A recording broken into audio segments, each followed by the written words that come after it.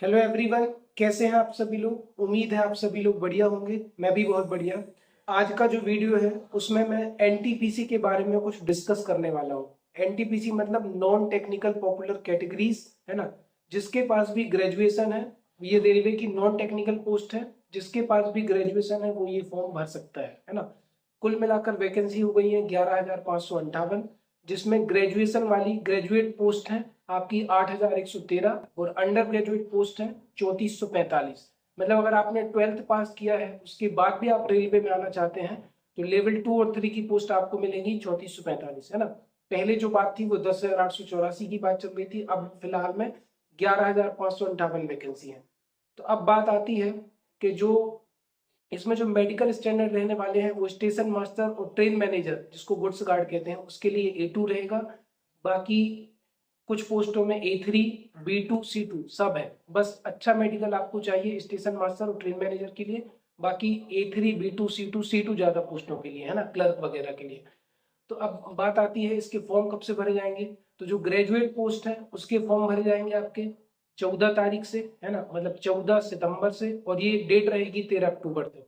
और जो under graduate post के फॉर्म है वो भरे जाएंगे आपके 21 सितंबर से, उसकी डेट रहेगी 20 अक्टूबर।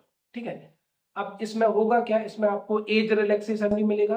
ग्रेजुएशन वाली जो पोस्ट है उसके लिए आपको 18 से 36 साल एज लिमिट रखी गई है, और जो अंडर ग्रेजुएट पोस्ट है उसके लिए एज लिमिट रखी गई है 18 से 33 साल, है ना। तो बात यह है इसमें आपको कोविड-19 की वजह से एज रिलैक्सेशन भी मिलेगा, है ना। कुछ मतलब आपको एज रिलैक्सेशन भी देखने को मिलेगा जब फाइनल नोटिफिकेशन आपको मिल जाएगा। ठीक है। अब बात आती है इसमें दो एग्जाम होते हैं, आपको पता है, CBT 1, CBT 2, फिर उसके बाद स्किल टेस्ट जिसमें टाइपिंग आ जाती है, फिर आता है मेडिकल टेस्ट, है ना। तो सबसे पहले CBT 1 की अगर हम बात करें तो आपका मैथ्स आएगा 30 नंबर का, जनरल इंटेलिजेंस एंड रीजनिंग वो भी आएगा 30 नंबर का, और जनरल अवेयरनेस आएगा 40 नंबर का। टोटल 100 नंबर का पेपर है, 90 मिनट में आपको करना होता है। जब आप CBT 1 क्लियर कर लेंगे तो CBT 2 आपको देना पड़ेगा। तो CBT 2 में आपकी मैथ्स हो जाएगी 35 नंबर की, जनरल इंटेलिजेंस एंड रीजनिंग हो जाएगी 35 नंबर की, और 50 नंबर का हो जाएगा जनरल अवेयरनेस। मतलब प्री और मेंस CBT 1 और CBT 2 में 90 नंबर का आपका जनरल अवेयरनेस है, जीके है। तो आप अंदाजा लगा सकते हो कि 90 नंबर आपको जीके पढ़ना है। और एक आरपीएफ हो गया और एक एनटीपीसी हो गया। दोनों एग्जाम में बहुत बड़ा रोल होता है आपके साइंस का, जनरल अवेयरनेस का, स्टैटिक जीके का, पॉलिटी, जितने भी टॉपिक आते हैं सबका बहुत बड़ा रोल है ना। तो आपको 90 नंबर की तैयारी करनी है, बहुत मेहनत करनी पड़ेगी। जीके जीएस पर भी, जीके जीएस भी स्ट्रॉन्ग करना पड़ेगा, क्योंकि मैथ्स रीजनिंग तो लगभग सभी बच्चे तैयारी कर रहे होते हैं, जनरल अवेयरनेस जीके में थोड़ा कम मेहनत करते हैं। तो आपको जीके अच्छा करना पड़ेगा, और स्कोर उन्हीं का अच्छा आता है जिनका जीके जीएस अच्छा है, मैंने अक्सर देखा है। अब इस बार वैकेंसी तो बहुत कुछ खास नहीं दी है, लास्ट टाइम 35,000 वैकेंसी थी, इस बार केवल 11,558 वैकेंसी है, जो कह सकते हैं ना के बराबर वैकेंसी है।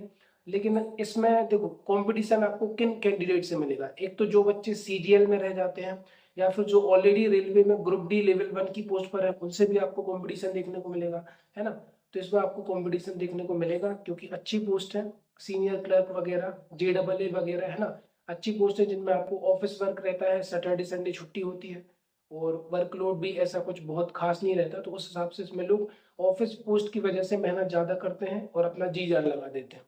तो मिनिमम आपको, अगर आपका बेस अच्छा है, ठीक है, आप पहले से ऑलरेडी तैयारी में है, तो 6 से 7 महीने तैयारी के लिए इनफ है। लेकिन अगर आपने तैयारी शुरू की है तो आज की डेट से लेके आपको कम से कम 1 साल मेहनत करनी पड़ेगी।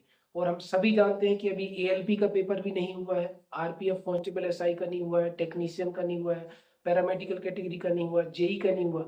तो सबों के पेपर होंगे, तो अभी इसके पेपर में टाइम होने में टाइम लगेगा। लेकिन नोटिफिकेशन जो है वो आपको नवंबर दिसंबर में ग्रुप डी लेवल 1 का भी देखने को मिलेगा, है ना। तो कमर कस लीजिए, मेहनत अच्छे से करिए, मेहनत आपको करनी पड़ेगी। बिना मेहनत के आसानी से आपका एनटीपीसी क्रैक नहीं होगा। एनटीपीसी में आपको जी तोड़ मेहनत करनी पड़ेगी, बराबर से तैयारी करनी पड़ेगी, है ना। अब आप कौन सी किताब में आपको फॉलो करनी है, तो उसके हिसाब सबसे पहले तो मैं आपको बताऊंगा कि जो लेटेस्ट एग्जाम हुआ है 2019 में, जो लेटेस्ट एनटीपीसी का एग्जाम हुआ है उसके प्रीवियस ईयर पेपर आप या तो बुक ले लो या कहीं से डाउनलोड कर लो। उसको आप एक बार जरूर देखें किस स्टैंडर्ड का पेपर आ रहा है ना। और जो TCS पैटर्न पर जो पेपर हुआ है पहले, उसके जो भी क्वेश्चन आए हुए हैं वो भी आपको पढ़ने हैं, ठीक। और जीके के लिए अगर मुझसे आप कहेंगे तो जीके के लिए एक किताब मैं अभी से सजेस्ट कर देता हूँ, निखिल गुप्ता सर की है ब्लैक बुक, जिसमें आपको टीसीएस पैटर्न पर जितने भी रेलवे के एग्जाम हुए उसका पूरा जीके जीएस देखने को मिल जाएगा। तो वो बुक किताब आपको बहुत हेल्पफुल होगी। स्पीडी भी आती है करंट अफेयर्स के लिए, वो भी आप ले सकते हो किरण पब्लिकेशन की, इस किरण की या फिर जिसकी भी आती है, स्पीडी करके बुक आती है, ठीक है। तो जीके जीएस पर आप खासी मेहनत करिए, मैथ्स रीजनिंग भी प्रीवियस ईयर लगाइए, पुराने पैटर्न को मत भूलिए, पुराने पैटर्न को ध्यान में रखकर आपको तैयारी करनी है, तभी जाके आपको एग्जाम में फायदा होगा। आई होप आपको वीडियो में मदद मिली होगी, है ना। इसके बाद मैंने सिलेबस पर बात कर ली, आपका एग्जाम पैटर्न पर बात कर लिया, है ना, एज लिमिट पर बात कर ली, मेडिकल स्टैंडर्ड पर बात कर ली। मेडिकल स्टैंडर्ड इसमें आपका रहेगा A2 A3 B2 C2, है ना।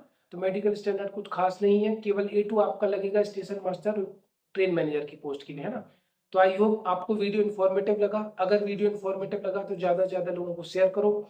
चैनल पर नए हो तो चैनल को सब्सक्राइब करो। Thank you so much guys, मिलते हैं नेक्स्ट सेशन में। धन्यवाद एंड बाय।